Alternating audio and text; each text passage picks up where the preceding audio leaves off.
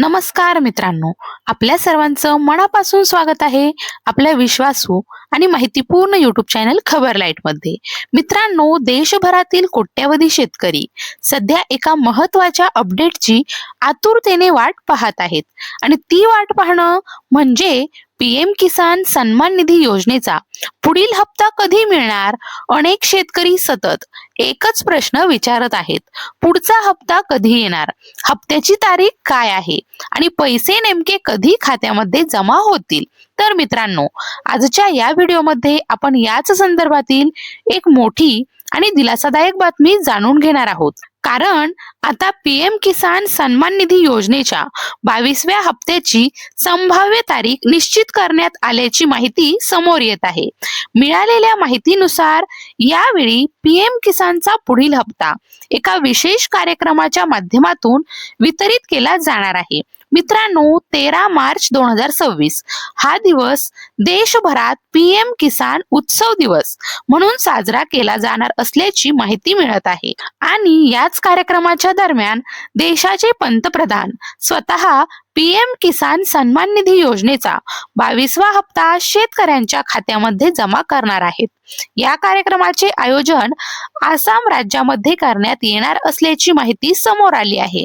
मित्रांनो, या कार्यक्रमाच्या दरम्यान संपूर्ण देशातील पात्र शेतकऱ्यांना प्रत्यक्ष डीबीटी प्रणालीद्वारे 2000 रुपयांचा हप्ता त्यांच्या बँक खात्यामध्ये जमा केला जाणार आहे। म्हणजेच जर सर्व प्रक्रिया नियोजनानुसार पूर्ण झाली तर 13 मार्च 2026 रोजी सायंकाळी साधारण 5 वाजता शेतकऱ्यांच्या खात्यामध्ये हा हप्ता जमा होणार असल्याची शक्यता व्यक्त केली जात आहे। आता लवकरच केंद्र सरकारच्या वतीने या संदर्भातील अधिकृत नोटिफिकेशन देखील जाहीर केले जाईल अशी अपेक्षा व्यक्त केली जात आहे। मित्रांनो, पीएम किसान सन्मान निधी योजना ही केंद्र सरकारची एक अत्यंत महत्त्वाची अशी योजना आहे। या योजनेच्या माध्यमातून देशातील पात्र शेतकऱ्यांना दरवर्षी 6000 रुपये आर्थिक मदत ही दिली जाते। ही रक्कम 3 समान हप्त्यांमध्ये शेतकऱ्यांच्या बँक खात्यामध्ये थेट जमा केली जाते। म्हणजे प्रत्येक हप्त्यामध्ये शेतकऱ्यांना 2000 रुपये मिळतात आणि आतापर्यंत या योजनेअंतर्गत कोट्यावधी शेतकऱ्यांच्या बँक खात्यामध्ये थेट आर्थिक मदत जमा करण्यात आलेली आहे। मित्रांनो, आता सर्वांचे लक्ष लागले आहे ते म्हणजे 22व्या हप्त्याकडे। कारण मागील हप्ता जमा झाल्यानंतर शेतकरी पुढील हप्त्याची वाट पाहत आहेत आणि आता समोर येणाऱ्या माहितीनुसार 13 मार्च 2026 रोजी हा हप्ता जमा होण्याची मोठी शक्यता आहे। परंतु मित्रांनो, येथे एक महत्त्वाची गोष्ट लक्षात घेणं तितकंच महत्त्वाचं आहे। केंद्र सरकारच्या वतीने या संदर्भातील अधिकृत घोषणा किंवा अंतिम नोटिफिकेशन अद्यापही जाहीर करण्यात आलेलं नाही। म्हणूनच ज्या क्षणी सरकारकडून अधिकृत अशी माहिती समोर येईल ती माहिती आपण सर्वात आधी आपल्यापर्यंत पोहोचवण्याचा नक्की प्रयत्न करू। मित्रांनो, याचबरोबर आणखी एक महत्त्वाचा मुद्दा देखील समोर येत आहे, तो म्हणजे नमो शेतकरी महासन्मान निधी योजना। महाराष्ट्र राज्यातील शेतकऱ्यांसाठी सुरू करण्यात आलेली ही योजना पीएम किसान योजनेप्रमाणेच आहे। या योजनेच्या माध्यमातून देखील शेतकऱ्यांना आर्थिक मदत ही दिली जाते। परंतु मित्रांनो, गेल्या काही दिवसांपासून नमो शेतकरी योजनेचा हप्ता हा प्रलंबित आहे। म्हणूनच अनेक शेतकरी असा प्रश्न विचारत आहेत की पीएम किसानचा हप्ता जमा होईल, पण नमो शेतकरी योजनेचा हप्ता कधी मिळणार आहे। काही माध्यमांमध्ये अशी शक्यता व्यक्त केली जात आहे की पीएम किसानच्या हप्त्यासोबतच नमो शेतकरी योजनेचा हप्ता देखील वितरित केला जाऊ शकतो। म्हणजेच जर सरकारने निर्णय घेतला तर दोन्ही योजनांचे पैसे एकाच वेळी शेतकऱ्यांच्या खात्यामध्ये जमा होऊ शकतात।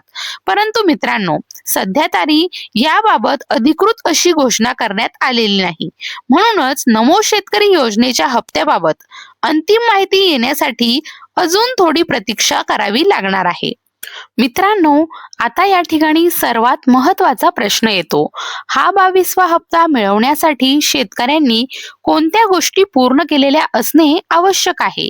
कारण अनेक वेळा असे दिसून आले आहे, की अनेक शेतकऱ्यांचे पैसे केवळ काही छोट्या त्रुटींमुळे अडकून राहतात.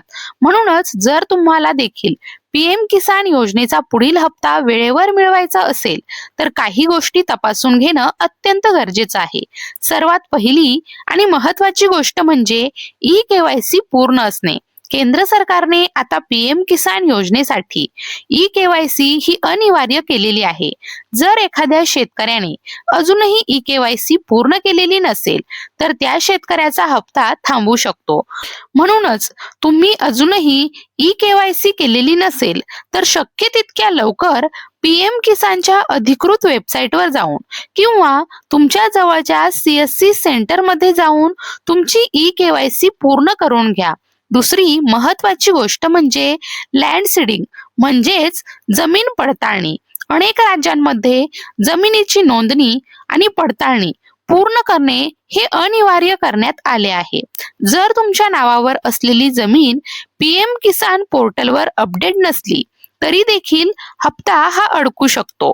त्यामुळे तुमच्या गावातील तलाठी कार्यालयात किंवा संबंधित कृषी कार्यालयात तुमची जमीन नोंदणी योग्य आहे का हे तपासून घेणं देखील तितकंच गरजेचं आहे. तिसरी महत्वाची गोष्ट म्हणजे बँक खाते आणि आधार लिंक असणे. तुमचे आधार कार्ड बँक खात्याशी लिंक असणे अत्यावश्यक आहे, कारण पीएम किसान योजनेचे सर्व पैसे डीबीटी म्हणजे डायरेक्ट बेनिफिट ट्रान्सफर या पद्धतीने थेट शेतकऱ्यांच्या खात्यामध्ये जमा केले जातात. म्हणून जर आधार आणि बँक खातं लिंक नसेल तर पैसे जमा होण्यात अडचण येऊ शकते. मित्रांनो, जर या सर्व गोष्टी व्यवस्थित असतील तर तुम्हाला 22व्या हप्त्याचे 2,000 रुपये थेट खात्यामध्ये मिळण्याची पूर्ण शक्यता आहे.